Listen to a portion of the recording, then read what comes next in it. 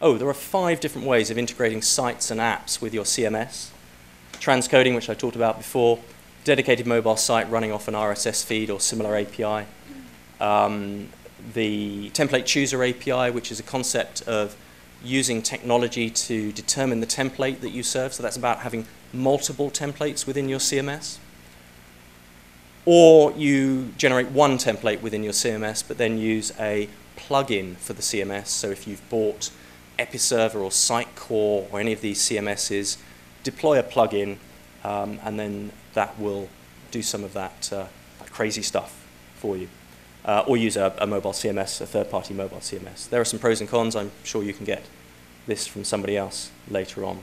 And then very quickly, because as I said, we're a little bit behind today, and I do want to cover discovery.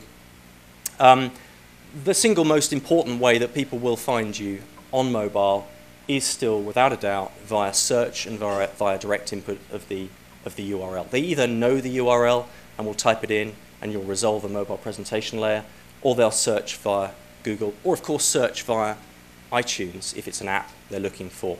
I do happen to think that, and most of our clients are telling us, that they think for acquisition purposes, people are more likely to find you in Google than in iTunes. But then once you've become a customer and there's an app to download for loyalty reasons or for customer service reasons, then you might go into iTunes and download that. Very different from downloading a game. I think, my experience, I wouldn't download an app from a brand that I had no experience of or no relationship with, but once I've become a customer and there's some utility in that app, then I can see myself downloading it. I've been rather rude about responsive CSS, but you must deploy responsive CSS in your email marketing. Nearly half of all emails are opened on a mobile device these days. A little tweak to the CSS, and in fact all you can do with this within the SMTP protocol is adapt the CSS, use media queries within your CSS. If you adapt that CSS, that cascading style sheet, you can generate an email that looks great on a mobile device and is optimized for the mobile device. QR codes and shortcodes are still really minority sports for getting people to a site. And then mobile advertising, obviously the issue with mobile advertising is, whether it's display or search, is you need a budget as well. Pretty much everything above that point is tantamount to free. So here's a Google local search for a boiler repair in Hackney. The boiler went in the office and we needed a new boiler. So we searched online and there we are, BritishGas.mobi pops up. British Gas is getting a 42% higher click-through rate. I apologize for applying a percentage to a percentage, but on a like-for-like basis, 42% more clicks through mobile search than desktop search. That's maybe a factor of the here and now, the amount of search going on. But I think if you're sitting there in your house and the boiler's gone, just pulling out your mobile phone and searching for boiler repair, and of course British Gas will sell you a boiler repair as well as a new boiler as well as fuel, is probably something we can all envisage ourselves doing. And that cost per click, which for some of you might be expensive, for others might be cheap, because of course it's relevant to the sector and what's going on, that is much cheaper than the cost per click that they're paying on desktop. And having mobilized their site, and they're the only retail utility company who has mobilized their site, you can see from the GSMA stats what it's done to their traffic. And the site was launched in early September, and you can see the pickup in traffic there because it's been optimized. Of course, also because they ran a mobile advertising campaign, those two things working together. 11% of their traffic came from feature phones. Why not produce a feature phone presentation layer? If you're selling boilers, as I say, if you've got two people, one with a smartphone and one with a feature phone, you're probably not going to sell two boilers to the one with a smartphone. You might sell a boiler each to the people with smartphone and feature phone. So it's very, very easy. It's trivial to produce a presentation layer for feature phones, and you get an uplift of about 11%, in this case 11% of the traffic. Feature phone users, in this case, did dwell on the site much, much, much, much longer, probably because the loading times were really, really slow because they were on 2.5G, not 3G. So that's just having a bit of fun with you there. Don't forget local search if you're a retailer and you've got venues. Make sure that that Places tab is working for you, whether it's simply putting a dot on the map or the click to call there. App discovery works very well also through search, because of course somebody will find you through Google and then navigate towards your page, and then on that page you're determining the handset they've got and potentially redirecting them through to the site, through to iTunes. Here's the responsive CSS email that I was talking about. That's the email that I received. I've lost my gold card. I'm only a blue card customer now.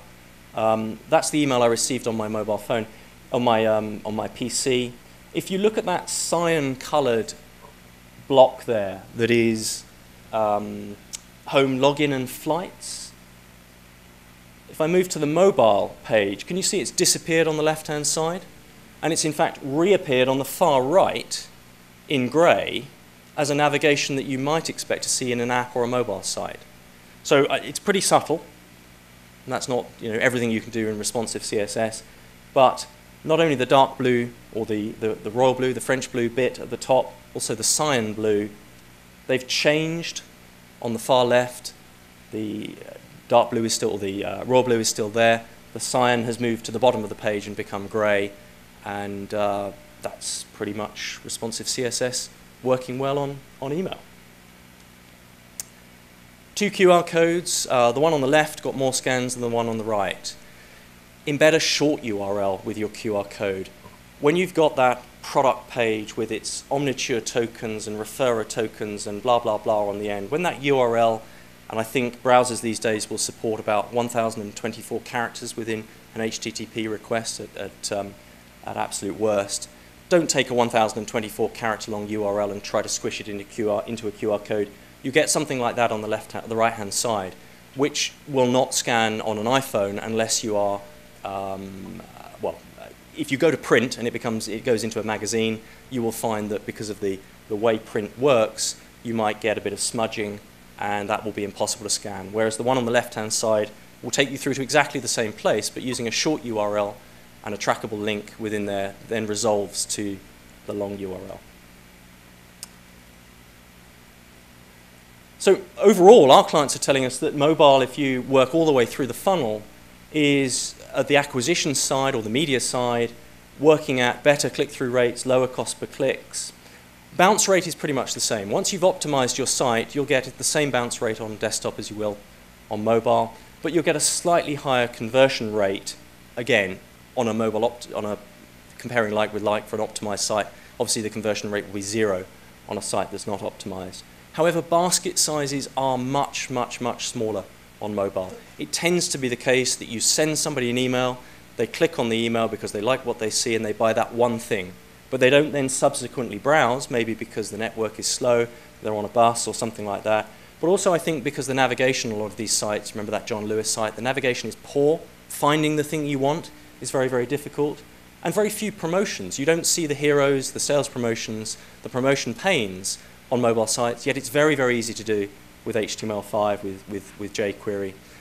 Those same things that you deploy in a desktop environment that work really well and cause the basket size to increase are things you should now be thinking about in mobile 2.0.